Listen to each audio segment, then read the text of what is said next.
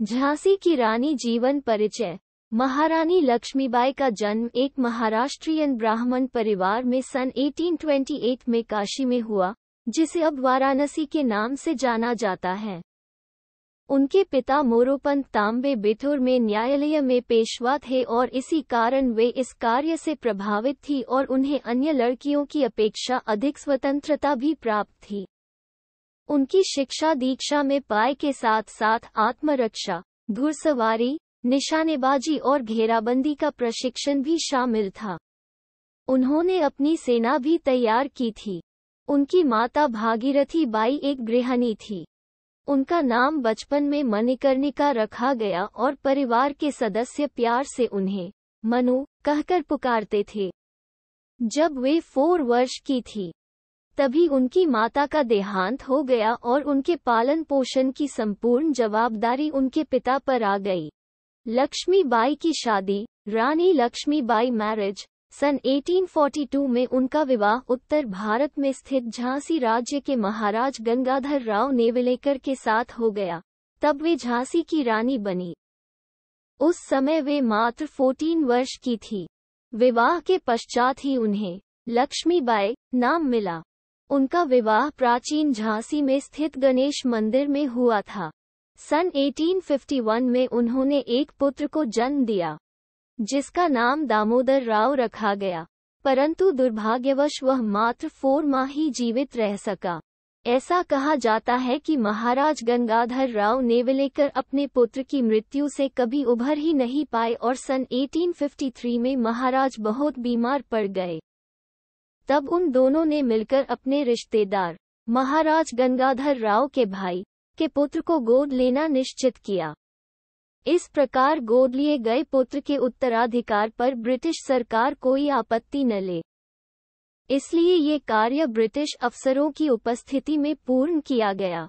इस बालक का नाम आनंद राव था, जिसे बाद में बदलकर दामोदर राव रखा गया।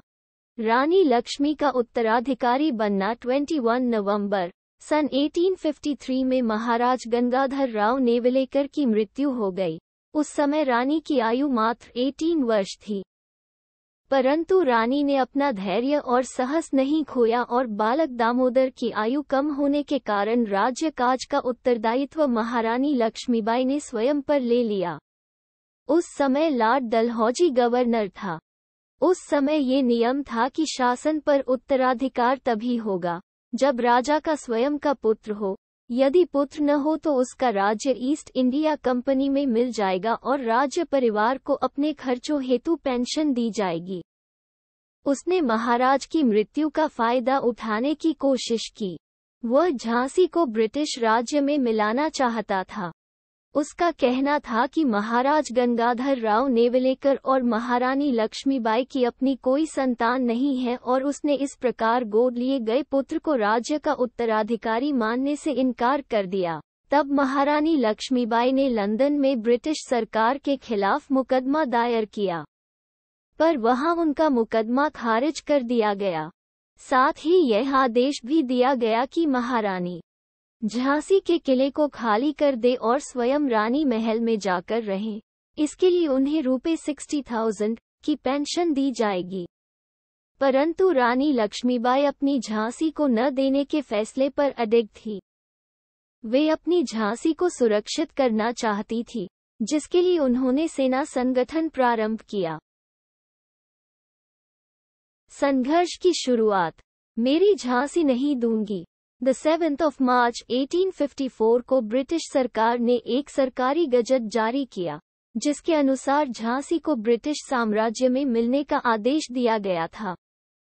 रानी लक्ष्मीबाई को ब्रिटिश अफसर एलिस द्वारा यह आदेश मिलने पर उन्होंने इसे मानने से इनकार कर दिया और कहा, मेरी झांसी नहीं दूंगी, और अब झांसी विद्रोह का केंद्रीय बिंदु बन गया। रानी लक्ष्मीबाई ने कुछ अन्य राज्यों की मदद से एक सेना तैयार की, जिसमें केवल पुरुष ही नहीं अपितु महिलाएं भी शामिल थीं, जिन्हें युद्ध में लड़ने के लिए प्रशिक्षण दिया गया था। उनकी सेना में अनेक महारथी भी थे, जैसे गुलाम खान, दोस्त खान, खुदा बख्श, सुंदर मुंदरह, काशीबाई, लाला भाव बख्शी, मोतीबाई, दीवान रघुनाथ सिंह, दीवान जवाहर सिंह आदि। उनकी सेना में लगभग 14,000 सैनिक थे। द 10th of May 1857 को मेरठ में भारतीय विद्रोह प्रारंभ हुआ, जिसका कारण था कि जो बंदूकों की नई गोलियां थी, उस पर सुअ और गौमांस की परत चढ़ी थी। इससे हिंदुओं की धार्मिक भावनाओं पर ठेस लगी थी और इस कारण ये विद्रोह देश भर में फैल गया था। इस विद्रोह को दबाना ब्रिटिश सरकार के लिए ज्यादा जरूरी था।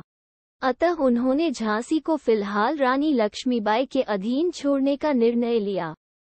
इस दौरान सितंबर-अक्टूबर 1857 में रानी लक्ष्मीबाई को अपने पड़ोसी देशों ओरछा और दतिया के राजाओं के साथ युद्ध करना पड़ा क्योंकि उन्होंने झांसी पर चढ़ाई कर दी थी। इसके कुछ समय बाद मार्च 1858 में अंग्रेजों ने सर ह्यू रोज के नेतृत्व में झांसी पर हमला कर दिया और तब झांसी की ओर से तात्या टोपे के नेतृत्व में 20,000 सैनिकों के साथ यह लड़ाई लड़ी गई, जो लगभग 2 सप्ताह तक चली। अंग्रेजी सेना किले की दीवारों को तोड़ने में सफल रही और नगर पर कब्जा कर लिया। इस समय अंग्रेज सरकार झांसी को हथियाने में कामयाब रही और अंग्रेजी सैनिकों नगर में लूटपाट भी शुरू कर दी। फिर भी रानी लक्ष्मीबाई किसी प्रकार अपने पुत्र दामोदर राव को बचाने में सफल रही। कालपी की लड़ाई। इस युद्ध में हार जाने के कारण उन्होंने सतत 24 घंटों में 102 मील का सफर तय किया और अपने दल के साथ कालपी पहुंची और कुछ समय कालपी में शरण ली, जहां वे तात्या टोपे के साथ थी। तब वहां के पेशवा ने परिस्थिति को समझकर उन्हें शरण दी और अपना सैन्य बल भी प्रदान किया। द 22nd of May 1858 को सर ह्यू रोज ने कालपी पर आक्रमण कर दिया। तब रानी लक्ष्मीबाई ने वीरता और रणनीति पूर्वक उन्हें परास्त किया और अंग्रेजों को पीछे हटना पड़ा। कुछ समय पश्चात सर ह्यू रोज ने कालपी पर फिर से हमला किया और इस बार रानी को हार का सामना करना पड़ा। युद्ध में हारने के पश्चात राव साहेब पेशवा, बंदा के नवाब, तात्या टोपे, रानी लक्ष्मीबाई और अन्य मुख्य योद्धा गोपालपुर में एकत्र हुए। रानी ने ग्वालियर पर अधिकार प्राप्त करने का सुझाव दिया ताकि वे अपने लक्ष्य में सफल हो सके और वही रानी लक्ष्मीबाई और तात्या टोपे ने इस प्रकार गठित एक विद्रोही सेना के साथ मिलकर ग्वालियर पर चढ़ाई कर दी। वहां इन्होंने ग्वालियर के महाराजा को परास्त किया और रणनीतिक तरीके से ग्वालियर के किले पर जीत हासिल की और ग्वालियर का राज्य पेशवा को सौंप दिया। रानी लक्ष्मीबाई मृत्यु। Rani Lakshmibai death. The 17th of June 1858 में किंग्स रॉयल आयरिश के खिलाफ युद्ध लड़ते समय उन्होंने ग्वालियर के पूर्व क्षेत्र का मोर्चा संभाला। इस युद्ध में उनकी सेविकाएं तक शामिल थी और पुरुषों की पोशाक धारण करने के साथ ही उतनी ही वीरता से युद्ध भी कर रही थी। इस युद्ध के दौरान वे अपने राजरतन नामक घोड़े पर सवार नहीं थी और यह घोड़ा नया था, जो नहर के उस पार नहीं कूद पा रहा था। रानी इस स्थिति को समझ गई और वीरता के साथ वही युद्ध करती रही। इस समय वे बुरी तरह से घायल हो चुकी थी और वे घोड़े पर से गिर पड़ी। चूंकि वे पुरुष पोशाक में थी, अतः उन्हें अंग्रेजी सैनिक पहचान नहीं पाए और उन्हें छोड़ दिया। तब रानी के विश्वास पात्र सैनिक उन्हें पास के गंगादास मठ में ले गए और उन्हें गंगा जल दिया। तब उन्होंने अपनी अंतिम इच्छा बताई कि कोई भी अंग्रेज अफसर उनकी मृतदेह को हाथ न लगाए।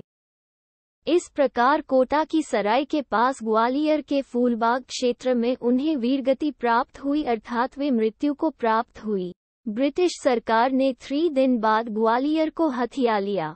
उनकी मृत्यु के पश्चात उनके पिता मोरोपंत तांबे को गिरफ्तार कर लिया गया और फांसी की सजा दी गई। रानी लक्ष्मीबाई के दत्तक पुत्र दामोदर राव को ब्रिटिश राज्य द्वारा पेंशन दी गई और उन्हें उनका उत्तराधिकार कभी नहीं मिला। बाद में राव इंदौर शहर में बस गए और उन्होंने अपने जीवन का बहुत समय अंग्रेज सरकार को मनाने एवं अपने अधिकारों को पुनः प्राप्त करने के प्रयासों में व्यतीत किया। उनकी मृत्यु द 28th of May 1906 को 58 वर्ष में हो गई। इस प्रकार देश को स्वतंत्रता दिलाने के लिए उन्होंने अपनी जान तक न्यौछावर कर दी।